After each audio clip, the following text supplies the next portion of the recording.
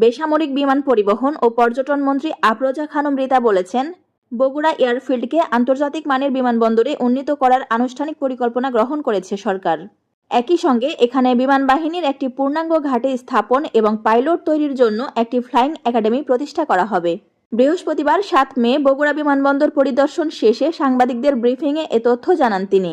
এ সময় প্রতিমন্ত্রী এম রশিদুজ্জামান মিল্লাত এবং স্থানীয় সরকার, পল্লী উন্নয়ন ও সমবায় প্রতিমন্ত্রী মীর শাহে আলম উপস্থিত ছিলেন।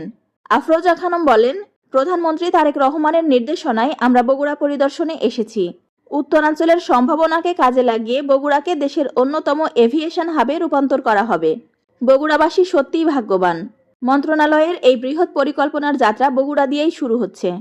প্রতিমন্ত্রী এম রশিদুজ্জামান মিল্লাত বলেন, বগুড়ায় আন্তর্জাতিক মানের বিমানবন্দর নির্মাণের পাশাপাশি 10,500 ফুট দীর্ঘ রানওয়ে নির্মাণের পরিকল্পনা নেওয়া হয়েছে, যাতে দেশীয় ও আন্তর্জাতিক উড়োজাহাজ অবতরণ করতে পারে।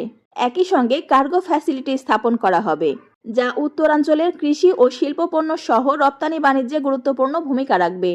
পরিদর্শনকালে অন্যান্যদের মধ্যে উপস্থিত ছিলেন বাংলাদেশ বিমান বাহিনীর প্রধান air chief marshal Hasan Mahmud Khan, বেসামরিক বিমান পরিবহন ও পর্যটন মন্ত্রণালয়ের সচিব ফাহমিদা আক্তার এনডিসি সহ সংশ্লিষ্ট মন্ত্রণালয় ও বিমানবন্দরের ঊর্ধ্বতন কর্মকর্তাগণ। রোজিনা সুলতানা রোজি, নিউজ এক্সপ্রেস, ঢাকা।